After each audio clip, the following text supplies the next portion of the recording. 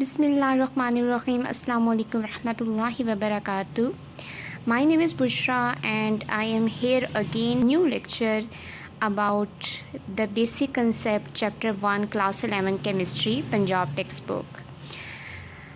We were talking about the atom, the ion, the molecule. Today we will discuss about molecular ion. As we have discussed that atoms loses or gain electrons, they form the positive or negative ions. Similarly, a molecule may also lose or gain electron to form a molecular ion.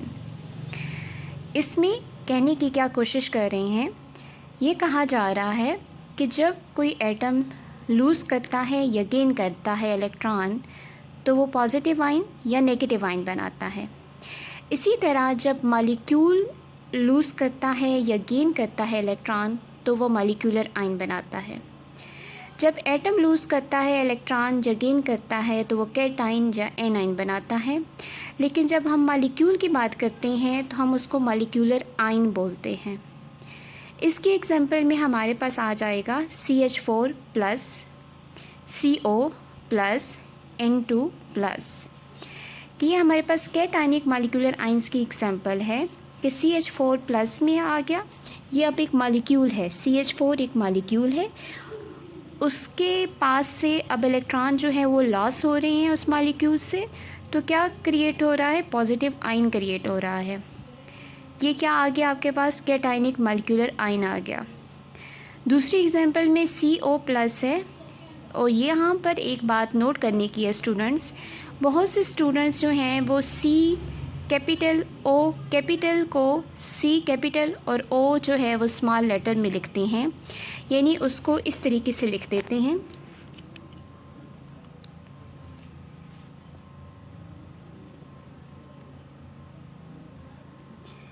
C capital और O को small कर देते हैं। अगर हम इस तरह लिखेंगे तो ये एक एलिमेंट है जिसका नाम है कोबाल्ट।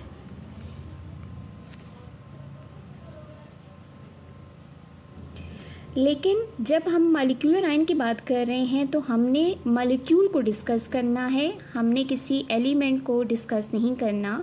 तो हमारे पास मॉलिक्यूल है, यहाँ पर मॉलिक्यूल हमारे पास कार्बोनाइल है CO पॉजिटिव। इसी तरह हमारे पास दूसरा मॉलिक्यूल है नाइट्रोजन का, जो 2 एटम ऑफ नाइट्रोजन के मिलने से बना है। वो जब लॉस करेगा इलेक्ट्रॉन तो तब भी N2 पॉजिटिव बनेगा।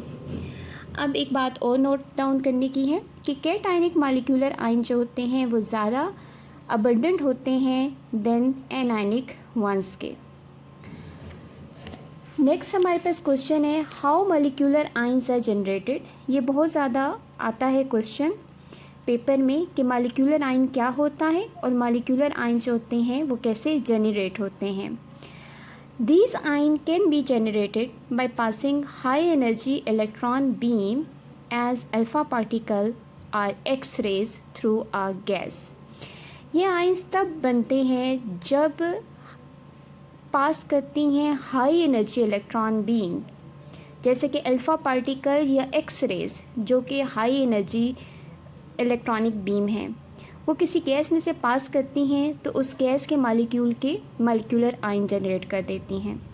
तो अगर आपके पास क्वेश्चन आ जाए कि what is molecular ion and how molecular ion are generated, तो आपने इसकी डेफिनेशन लिखनी है मॉलिक्यूलर आयन की, सबसे पहले उसकी एग्जांपल देनी है, फिर आपने हेडिंग देनी है कि molecular ions are generated, these can be generated by passing high energy electron beam, alpha particle or X-rays through a gas। अब हमारे पास एक इन्फॉर्मेशन दी गई है बुक के अंदर, the break down of molecular ion obtained from natural products can give important information about their structure। कि जो natural products हैं उनसे जो हमारे पास मॉलिक्यूलर आयंस बनते हैं उनके ब्रेक डाउन से वो हमें इंफॉर्मेशन देते हैं, इम्पोर्टेंट इन्फॉर्मेशन देती हैं उन नेचुरल प्रोडक्ट्स के स्ट्रक्चर के बारे में। अब जो यहाँ पर एक बात हमने डिस्कस की थी कि जो कैटायनिक मॉलिक्यूलर आयंस होते हैं वो ज़्यादा अबंडेंट होते हैं एनायनिक वन से, तो उसकी रीज़न क्या है। The abundance of cationic molecular ion is due to the ability to stabilize unpaired electrons, which make the formation of cationic molecular ion energetically less demanding.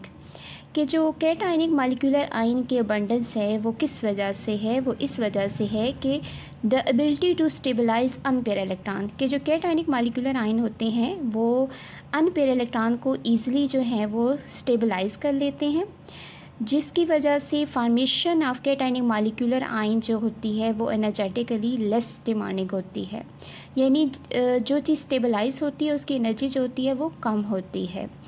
तो इस वजह से जो कैटाइनिक मालिकुलर आयन होते हैं वो स्टेबल होते हैं as compare to anionic molecular ions के। नेक्स्ट आते हैं कि हमारे पास जो नेचुरल प्रोडक्ट्स क्या होते हैं। नेचुरल प्रोडक्ट्स जो है एक नेचुरल कंपाउंड है जो कि प्रोड्यूस होता है बाय लिविंग ऑर्गेनिज्म से, that is found in nature. कि कोई भी कंपाउंड जो कि नेचर में एग्जिस्ट करता है उसको बोलते हैं नेचुरल प्रोडक्ट। ये तो एडिशनल इंफॉर्मेशन थी। आपने जो मॉलिक्यूलर आयन के बारे में लिखना है वो उसकी डेफिनेशन के बारे में, उसकी एग्जांपल के बारे में, और मॉलिक्यूलर आयन कैसे जनरेट होते हैं उसके बारे में आपने बताना है। अगर आपसे कोई क्वेश्चन करे कि कैटाइनिक मॉलिक्यूलर आयन जो होते हैं वो ज़्यादा अबंडेंट होते हैं एनायनिक वंस के, उसको जस्टिफाई करें, तो उसकी जस्टिफिकेशन में आप ये लिख देंगे कि जो कैटाइनिक मॉलिक्यूलर आयन्स होते हैं वो अपने आप को ज़्यादा कैटाइनिक मॉलिक्यूलर आयंस अपने आप को ज़्यादा स्टेबलाइज करते हैं as compare to anionic ones के। अगर आपको वीडियो अच्छी लगे और आपको लेक्चर समझ आया हो तो वो ज़रूर कमेंट में अपने फीडबैक दीजिएगा। अल्लाह हाफिज़।